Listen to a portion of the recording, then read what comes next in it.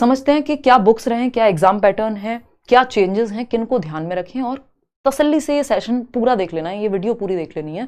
थोड़ा सा समय लगा है इसमें, but good things take time as we say. तो समझते हैं कि कहानी है क्या, एक प्लानिंग अपनी कैसे बनाएं, कैसे, क्योंकि अब 2.5 महीना भी नहीं है, 2 महीना ही है मुश्किल से। पहले समय भी ज़्यादा मिला करता था, 6-6 महीने मिलते थे तैयारी के लिए। तो समझते हैं कहानी है क्या, जबकि पेपर इस बार ऑफलाइन हुआ। ऑनलाइन कई लोगों के लिए बहुत बड़ा चेंज था, लेकिन ऑफलाइन में इतनी परसेंटेज गिरी है रिजल्ट की। चलिए समझते हैं। कई लोग इसको बिल्कुल हलवा समझते हैं, लेकिन रिजल्ट बताता है कि उतना हलवा है नहीं, क्योंकि हम गलत तरीके से या तो तैयारी कर रहे हैं या समझ रहे हैं चीज़ों को। देखिए, अगर अगस्त 2023 के रिजल्ट की बात करें सीटेट की, तो 23 लाख प्लस लोग अपीयर हुए, जिसमें से 4 लाख लोग पेपर 1 पेपर 2 दोनों की मैं बात कर रही हूँ। पेपर 2 के तो हालात इतने खराब रहे कि 1,01,000 समथिंग लोग जो है वो पास हो पाए, और पेपर 1 में जो है 3,98,000, यानी 3 लाख समथिंग, आई थिंक 2,93,000 या समथिंग। तो टोटल 4 लाख लोग पास हुए 23-24 लाख में से।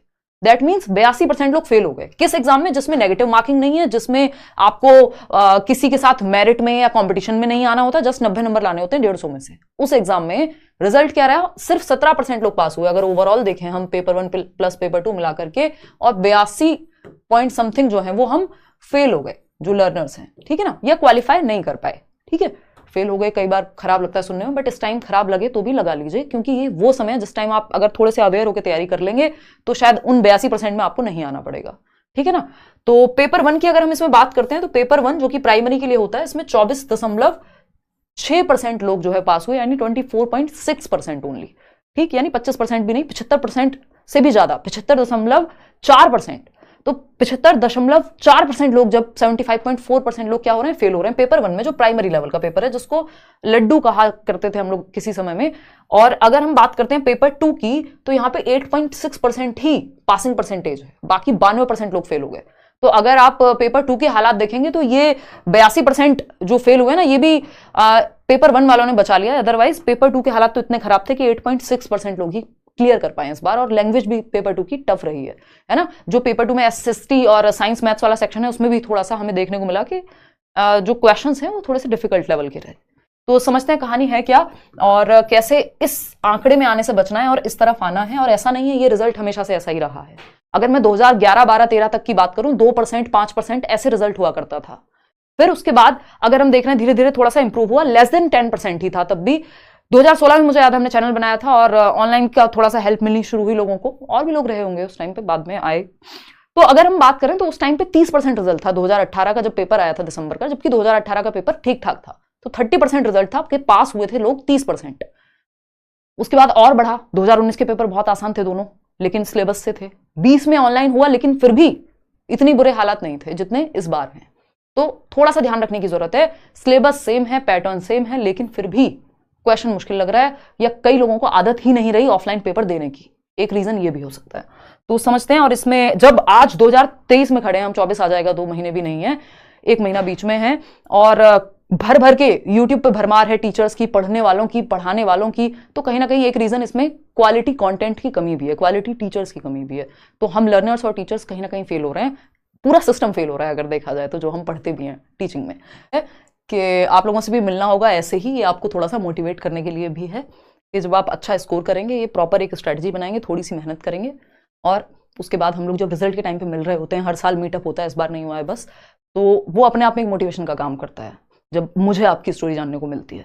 और कई इंटरव्यूज आपको अगले आने वाले दिनों में मिल जाएंगे यहीं लेट्स लर्न पे। आप बहुत सारे सिलेक्टेड कैंडिडेट्स भी, और सीटेट का तो अनगिनत इंटरव्यूज आपको मिल जाएंगे। तो एग्जाम पैटर्न की अगर हम बात करें, अब ये एग्जाम पैटर्न जो 150 नंबर का पेपर है, ठीक है ना, 150 नंबर का पेपर है आपका। सारी बातें करेंगे, बुक्स कौन सी पढ़ें, नहीं पढ़ें, क्या करें, टोटल मार्क्स कितने, 150। चाहे पेपर 1 हो चाहे पेपर 2 हो, 150 नंबर का ही पेपर आता है। ड्यूरेशन भी 150 मिनट है, यानी 2.5 घंटा। अच्छा खासा टाइम मिलता है पेपर में।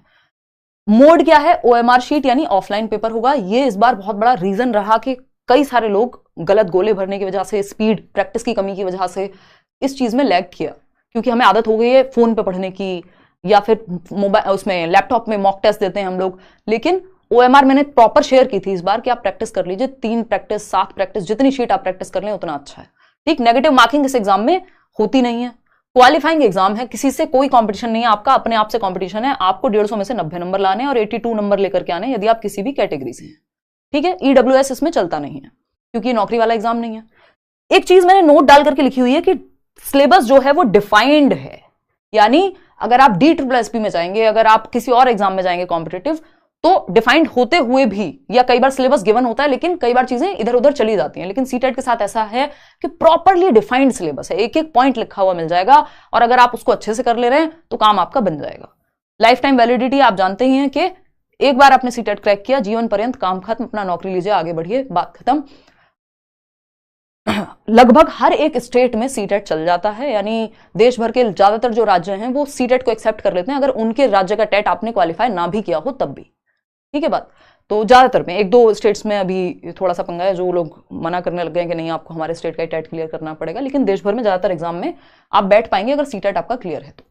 और प्राइवेट स्कूल्स के लिए भी आपका रास्ता खुल जाता है, हालांकि कुछ प्राइवेट स्कूल्स आज भी मिल जाएंगे आपको जो सीटेट के बिना भी चला लेंगे काम, बट वो फिर अगेन दिक्कत ही है। तो डिफाइंड सिलेबस है, इसको ध्यान में रखना है, ये लाइन ध्यान में रखनी है कि डिफाइंड सिलेबस है, तो सिलेबस को प्रॉपरली पढ़ेंगे हम।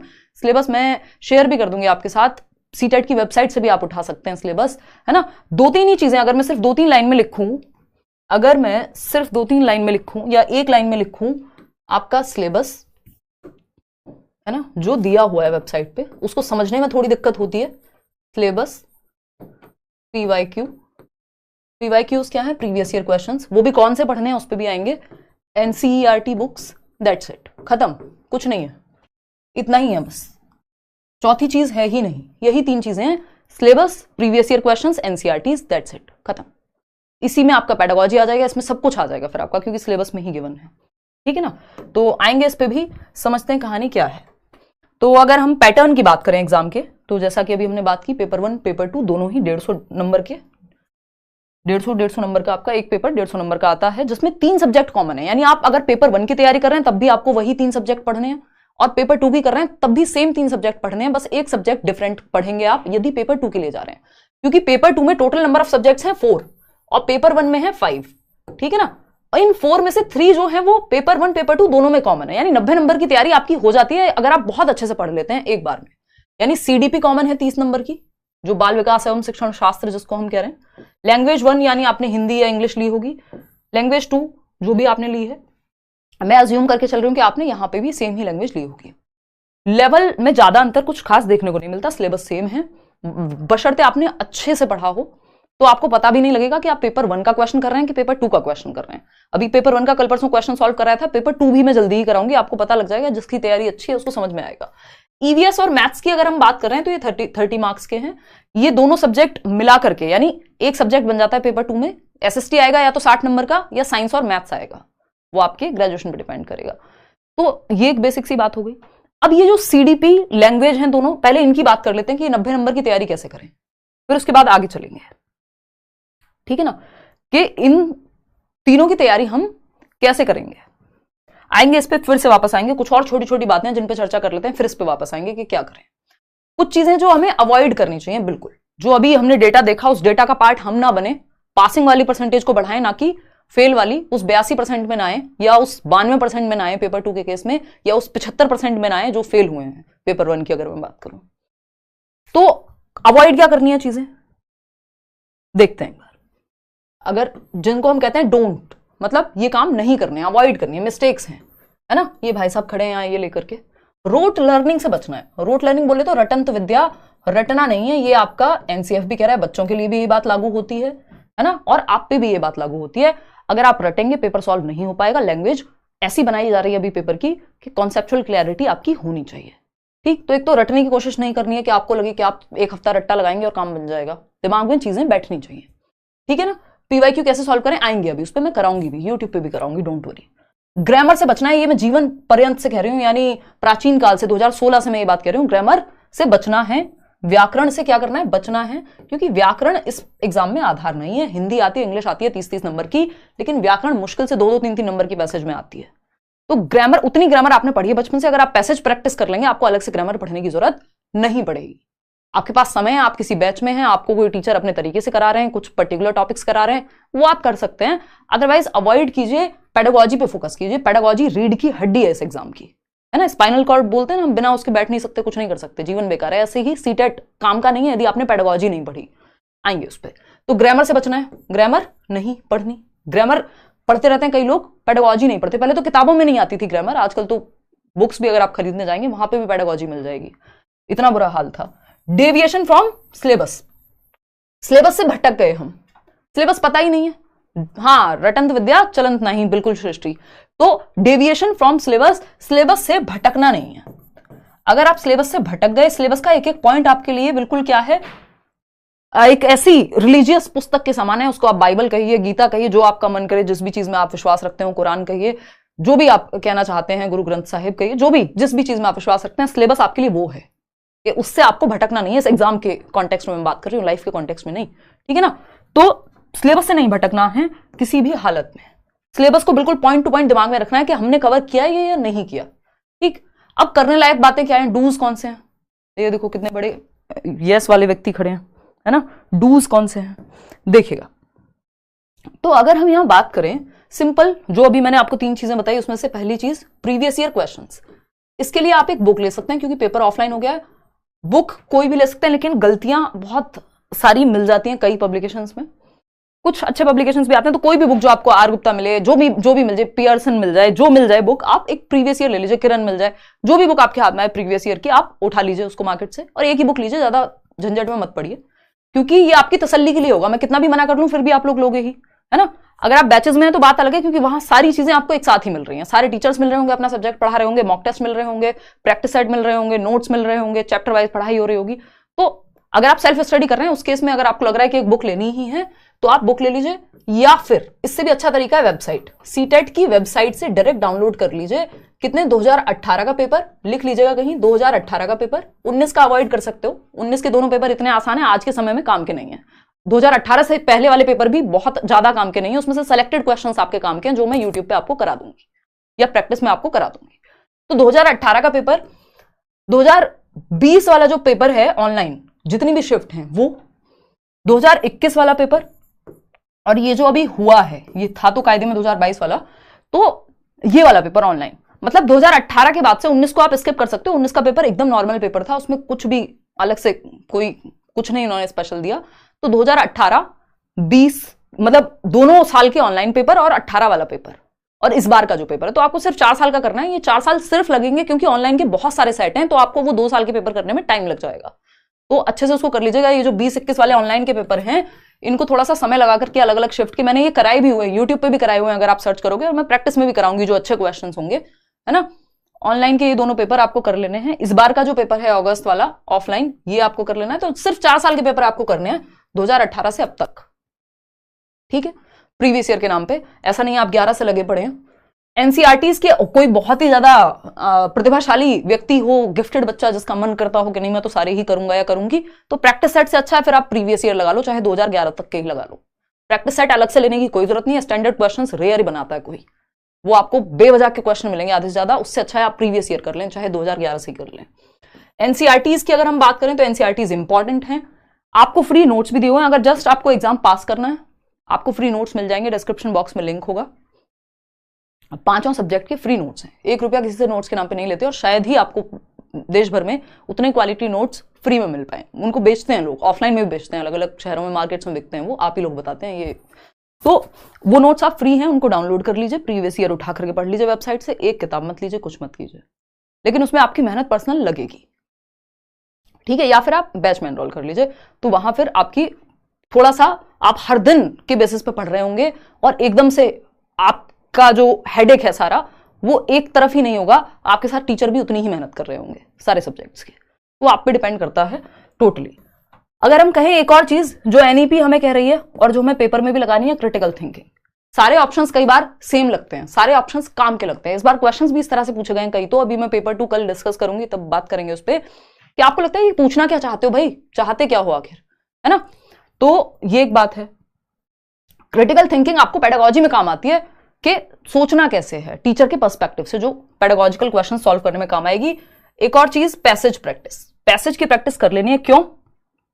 क्योंकि 30 नंबर के आपके पैसेज हैं, यानी गद्यांश पद्यांश की अगर मैं बात करूं, पैसेज टोटल 30 मार्क्स हैं, और ये सिर्फ प्रीवियस ईयर के कीजिए, और कहीं बाहर से कोई पैसेज मत करिए, उसी के तर्ज पे आते हैं, सेम कहीं नहीं मिलेगा आपको, रिपीट होते हुए नहीं दिखेंगे, बट एज इट इज उसी पैटर्न पे आते हैं जो आपके पैसेज हैं। तो पैसेज जो हैं आपके, क्योंकि 15 नंबर के लैंग्वेज 1 में आएंगे, 8 और 7 नंबर का 2 पैसेज, और ऐसे ही आपके लैंग्वेज 2 में आएंगे।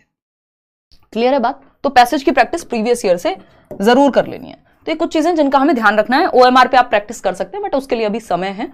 उनको डाउट हो, गले में थोड़ी सी दिक्कत है भाई आज, देखना एक बार इस पे हमने बात की थी कि इस पे आएंगे वापस, समझते हैं 1 मिनट दे करके और फिर आगे बढ़ेंगे। फॉर्म तो भर सकते हैं भाई, पेपर 2 वाला तो भर दो कम से कम।